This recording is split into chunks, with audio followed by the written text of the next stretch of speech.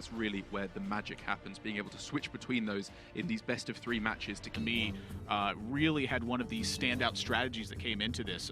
Orange brought the same deck as him as well, the two of them being teammates. And this one is a really big standout because if you look at the decks overall, it felt like Warrior was the most picked deck in all the regions, aside from Asia Pacific there. And in this particular Hunter deck, I feel like has the gas necessary in order to defeat a Warrior deck. Yeah, I think the secret of this meta at the moment, especially in tournament Hearthstone, is trying to figure out what can beat Rogue and Warrior very successfully at the same time. And I feel like this is what this Hunter is trying to do, which it does pretty well. It's not perfect, you know, it's still not the absolute tier 1 ultimate deck at the moment, but with those dire frenzies to be able to go to fatigue against the Warriors, as well as the healing in the form of vicious Scalehide against the Rogues, you know, you have a lot of mechanisms that you can use to fight back against both of the most popular classes at the moment. Yeah, and you don't want to be sleeping on Rat Trap right now. That's true. Really punches into a player's ability to have those giant tempo turns. This has been one of the biggest evolutions in a deck that I think I've seen since the inception of it, where this was initially, you know, tons of minions with Book of Specters, and we've instead evolved to this Mana Cyclone point. Just insane. It was a fantastic travel for him as he went from tour stop to tour stop and continued to put up results there afterwards. So without further ado, here we are. And right away, Viper's in the spot he doesn't want to be without the coin and Rogue. Yes, both. I mean, I think it's much more concrete in the Mage. You always want the coin. If you're on the coin, you're very happy because you get that giant down earlier. With Rogue, I agree you usually want it, but I think you can adapt your game plan a little bit more easily without the coin on Rogue. So talking about that game plan, what are you looking at here for Viper? What's like the major go-to package that you really want to have in this matchup? Well, like I was saying, for the Rogue, against the Mage, you got to be careful about going too wide on board because they have Rabble Bouncers and Sea Giants in their deck, in which case Lackey becomes slightly less powerful than it is in some of the other matchups, or Lackey's in the Evil Miscreant than, say, in the Mirror. So I think of a lot of the time, what you want to do is you want to find answers to their Giants in the form of Walk the Plank, which we've got there beautifully. And then you also just want to be getting rolling with the damage, getting the Waggle Pick to face, all those free Dread Corsairs down as well. There's very little counterplay that the Mage can find unless they hit that Harrison Jones. Well, I'm looking at this hand from Thijs with the Arcane Intellect with the double Mountain Giant in it. You said coin, Mountain Giant. That's really the thing you want. Is the second Mountain Giant something that you want in this matchup? It's fine, especially when your opponent's teched in a Walk the Plank. If they find an answer to that first one, it really helps to be able to get down that second one. But the reason that you want Mountain Giant above all else in this deck, especially when you're on the coin, is the Conjurer's Calling. If you can get Mountain Giant with the Conjurer's Calling, the only 2 minions in Hearthstone at the moment that cost 12 mana are Mountain Giant and the Grave Horror. The Grave Horror as well from Priest, a 7/8 with Taunt, which really helps against the aggressive strategies from Rogue. Well, not an aggressive opener here from Viper, though. I'm looking at Raiding Party, I'm looking at Myra's Unstable Element. You know, I feel like when you have Raiding Party, the Myra's Unstable Element eventually becomes better, but I feel like with the lack of aggression that Viper has early here, this could be a bit of a struggle to actually find time to do this.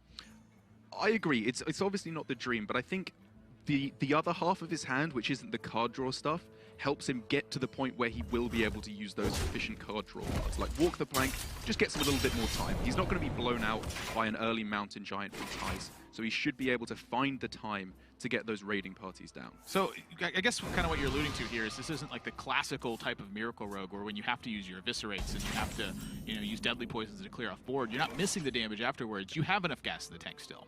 Absolutely. I mean, essentially, Tempo Rogue is a burn deck at the moment. You're just trying to launch a whole lot of damage at the face of your opponent and finish them off with Leroy, Shadow Step, Waggle Pick, bouncing back the Leroy as well. All that goodness. But to be able to get there, you've got to get in a little bit of damage at the start. So uses Raiding Party here for Viper. I imagine the idea was to search for a South Sea deckhand to try to activate the Miscreant at that point. So foregoing the combo on that, you know, you don't grab a Waggle Pick from it, but the idea is that he really needs to activate Miscreant. Yeah, or rather just that he needs to do something. And obviously, if he'd got himself a deckhand off of this raiding party, he could have then gone deckhand Miscreant on the following turn, which had to be part of his thought process. But with the double Dread Corsair, he can't even fit in anything in addition to whatever else he wants to spend his mana on this turn, which looks like it will probably end up being a Walk the Plank. It'd be tough for me to imagine it's not Walk the Plank here. If you put in a card that says, kill an undamaged minion, and then the undamaged minion your opponent plays is an 8/8, That seems pretty straightforward to me. That However, pretty good. You know, that's really part of the expertise of playing decks like this, though, is when to deviate from those situations. I don't think this is one of those situations where you're deviating. Yeah. But the idea that that exists is something you need to keep in mind when you're piloting decks like this. And I have to say, I know this might sound absurd. If Thijs didn't have the second Mountain Giant in hand, do you think he ever would have gone coin ping on his initial giant to play around the warp flank so that it's damaged? Well, that is an interesting thought. I mean, we've seen Thijs ping his own stuff before. That's true. He is very famous for that. But I guess when he got a hand that is just this absolutely juicy, you don't need to be messing around with silly plays like that. You can just throw down your biggest stuff every single turn and then just rejoice at the fact that Viper really has found nothing this game. Yeah, the lack of early aggression here now you're seeing is, you know, massively a detriment to Viper at this point. It wasn't because he couldn't work on life total. It's because he doesn't have anything on board to fight. You know, if you had stuff in play right now, a backstab and a pair of eviscerates, probably enough to clear out this board and start to strand Thijs again with these Conjurer's Callings that he's picked up. But here, I feel like Viper's just fallen behind, and he's going to need something crazy to happen if he's going to win. And Spirit of the Shark is able to work those miracles. Yeah, you know they have the Conjuring, though. That's the thing. You know they have one, and they might even have another one as well, which we can see Thijs does. He could just absolutely explode onto the board. Yeah, I think this is undoubtedly a miscreant turn and search for something to hit a panic button with. So, like, thinking Discover a Spell Lackey, some of the shenanigans here. Yeah, maybe if you can get yourself Banish or another Walk the Plank, something. Yeah, this is an opportunity to clear off one of these. So this is going to result in Thijs being able to, you know, further duplicate the board. And with the second Conjurer's Calling, that's really the nightmare for Viper, I feel. Yeah, I think Thijs here, given that he's in such a good spot now, we now need to start looking at how does he lose? What does he need to play around in this instance? Which, like you said, I'm sure Thijs will be of the same opinion that he needs to play around Ethereal Lackeys, some kind of nonsense off of that, which obviously comes in the form of Betrayal. Could be something that messes up his game plan. Straight up damage. You know, the Betrayal thing is interesting because the Sorcerer's Apprentice could have... could it have been positioned differently here? Could be between a Mountain Giant and a Grave Harbor right now? Had to have played it after one of the Conjurer's Callings, I think. So if you play on the right side, I think you're right. Yeah, nothing. It's an interesting thought, though. Well, the first one provides nothing. The second one provides a preparation, which I don't think is enough to stay alive. Yeah, I mean, you can play the Myras if you pick Prep, but, like, yeah, that really isn't going to be getting the job done here, I don't Prep, think. Eviscerate, Backstab, that's 6 plus the... Yeah, not enough. I give up. Yeah, Thijs. Quick game number 1, but that's exactly what Conjurer's Callings will do. It is cube and activate on a stick. Rogue wants to make tempo plays. What a time to be alive. Different kind of opening hand here for Thijs as well. You know, you've been playing a ton of this deck, I know. What kind of hands are you looking to have versus Viper? Like, if this was your opening hand, is this a keep scenario? It's really interesting because I know that I am not at the level where I could play this deck in Grandmasters. Obviously, these are the best players in the world.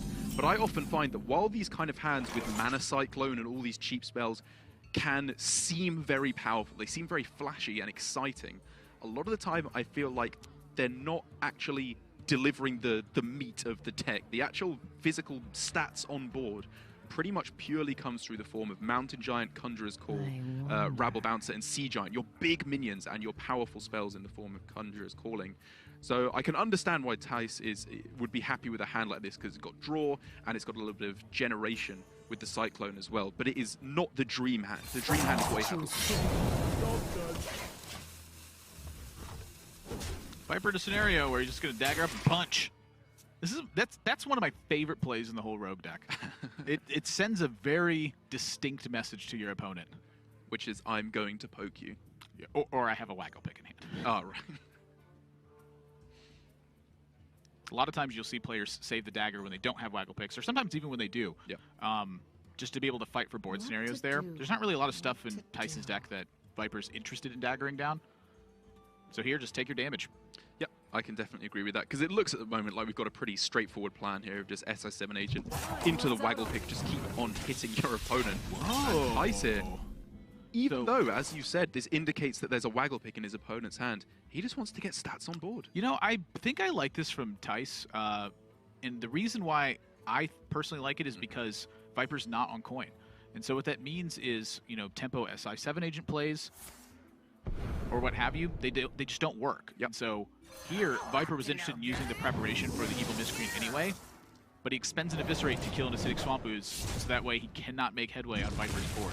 So I think the Ooze here from Thijs is really smart because A, he's got Harrison Jones, but B, he's got 2 copies of Mirror Image to soak up weapon attacks as well. You know, that's effectively destroying a weapon a lot of times. And I think another big reason of why Thijs played it is it absolutely sabotages the Hench Clan Thug opener. Because if your opponent daggers on 2 and then plays it, the Ooze perfectly trades with a 3/3 Miscreant, but obviously wouldn't trade with a 4/4 version. So I think overall, that's a really good spot from Thijs, that it doesn't have to get the absolute most amount of value every game. It's just got to do enough. I just had a casting epiphany, which is I always mention the secondary reason why a player did something, because to me, the first one, I'm like, well, of course.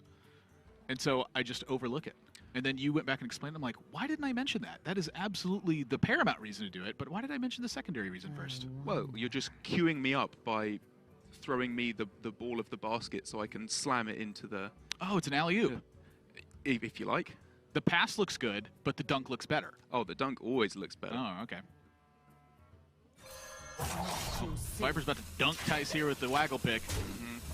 And here, the removal doesn't look quite as good for Thijs. I think it's likely to come down in this scenario still, but you're putting a 1-cost Miscreant back in your opponent's hand. This is not necessarily the ideal timing, but this is a forced play from Viper. Either way, he's getting a Miscreant back. Yeah, it's not ideal for Thijs, but like I said earlier on, your opponent getting a bunch of lackeys is far from an auto-lose situation. You're not too sad about that, considering how powerful Evil Miscreant is just as a card. Because as I said, you've got the Sea Giants, the Rabble Bouncers in there that you can use to get that huge reduction and then be able to actually utilize that Conjurer's Call in hand. I'm going to go off the deep end here.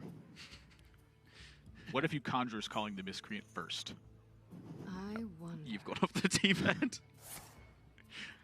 Impossible. But in my head, this is how... See, you talk about the lackeys as though they're quite innocuous. I have sort of the opposite opinion on that. I feel like the lackeys are terrifying because your opponent just gets to swarm aboard with 1/1s and you have to do something about it. Yeah, and that's what I mean. You can do something about it. Obviously, in his hand at the moment, he doesn't have all the tools that he needs to do that. But even just Frost Nova... you know, I agree that they are good. You do not want to bounce an Evil Miscreant back to your opponent's hand, but given how dominant Miscreant has been over ladder for the entirety of Rise of the Shadows, Mage has a pretty strong counterplay, I think. I wonder. Three viable options. Yeah, this is pretty rare. Are all very juicy here. Betrayal, good against the Conjurer's Calling turns. Eviscerate, good because it's Eviscerate. You include it in your deck, and Walk the Plank handles big stuff pretty well. Viper going to opt for Betrayal in this spot. So I am a little bit curious about the Betrayal because of the Harrison Jones staring you in the face. So if you're going to play Miscreant this turn, it is immediately challenged. And then, you know, Kicker, you're still leaving a 5/4 up. That's true, which trades very nicely against your Miscreant and also could then just be Conjured. Oh boy. Speaking of Conjurers, this is looking like a nice conjuring turn that's coming up. This guy's tough. I think I agree with you. I think I would have preferred the Eviscerate there because I can understand why he doesn't want to go with the Walk the Plank. It's quite expensive. He already has a handful of stuff to do. You want cheaper cards. But it does look like it's queuing up Thijs here to just very, very happily go for a big old Conjurers. You know, perhaps that's something that you're Surprise! It does not actually duplicate the minion in play. You just get 2 random 5-cost minions from that Conjurer's Calling.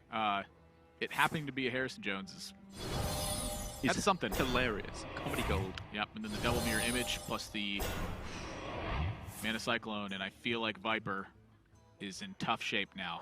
Thankfully, to deal with these mirror images, though, he has that Betrayal to... Look at the presence of mind to play around Betrayal as well. That's true. Good point, yeah. Positioning matters so much more in this format, I feel like, than it really has in recent memory. Nothing. Wasn't a believer in the crushing walls meta. You know, that situation came up a lot. It just was never present. Yeah. Well, against a wide board, Fan of Knives is obviously tempting. You know, I was thinking like almost some desperate territory here. Viper actually has no copies of Fan of Knives anywhere in his lists. So that's the lone copy of Fan of Knives. If he's going to make use of that, it's going to be with Pokes and, you know, a second Fan of Knives discovery. I was thinking something as crazy as Pilfer to hope to get something crazy. Like a Blizzard or a Flames. Yeah. Yeah. That's interesting. Because now the walk the planks, they're still fairly effective. But Viper's just kind of getting pushed out of the game by 5-cost minions at this point. I think I'm with Viper on this one. I think you just want to keep cycling through your deck, get through to those good cards.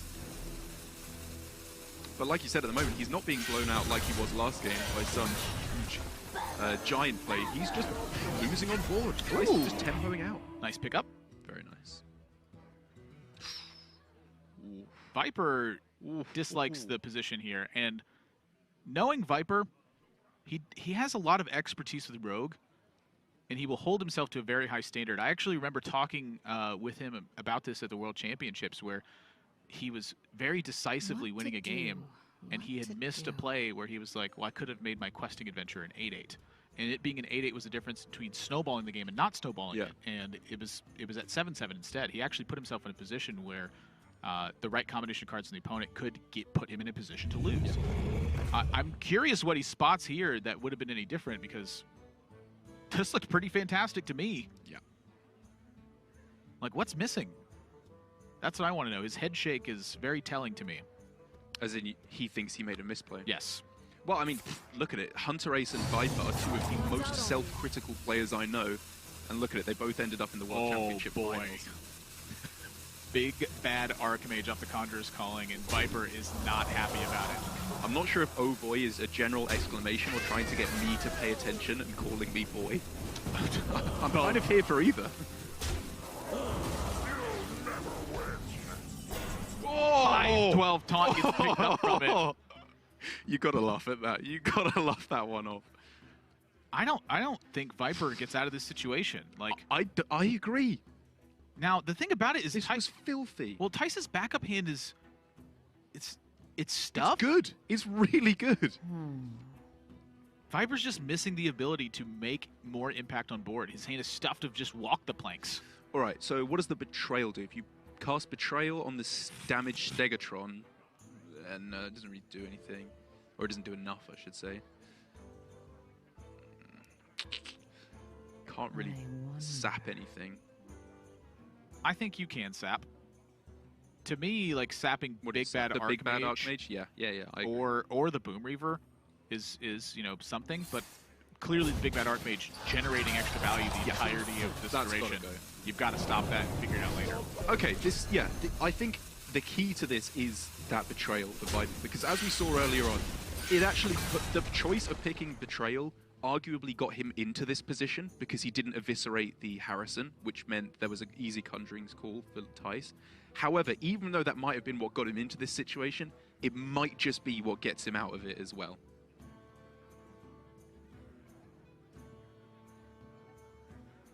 It's tough to think. All of this started because of that Harrison Jones. So crucial. That one choice of Betrayal over the Eviscerate has shaped this game immeasurably. And, you know, to Viper's credit, Thijs had a very good hand, and he's not going to slip up anyway in this matchup. So he probably wouldn't have been in a great position anyway. However, I think slightly different lines could have been what he needed to wrestle this miserable situation back into a slightly more ameliorated one. Unity. Oh, yeah. I didn't even think that you could do that. Well, something to note here, though, is you mentioned the play last game of ping your own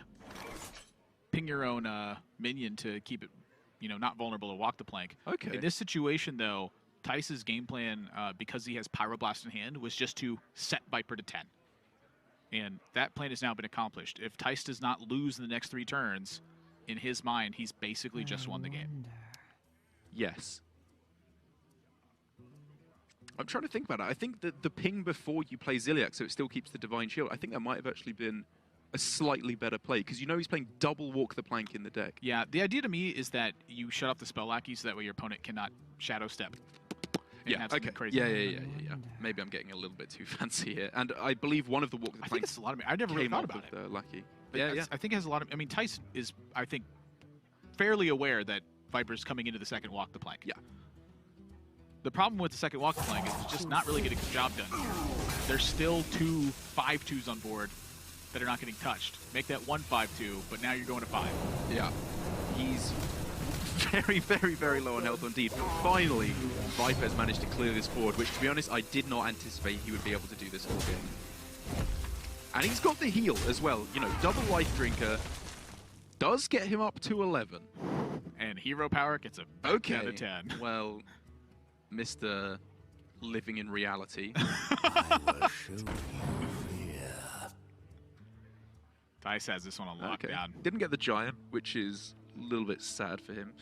But, I mean, he can do whatever else, right? Unexpected results. Oh, I guess maybe if you get Doomsayer, it's worth playing around that, because you're in such a good spot. It resets the board for you. That's still, true, though. actually. Yeah, it's not even that bad. And, you know, Viper's at 5. So 2/2s are threatening right now. They're very threatening. They really are. And now that he's got the Kobold Kobold Geomancer, that's the extra 1 spell damage for when Viper goes up to 11, so the Pyroblast can kill him. It's all thought through.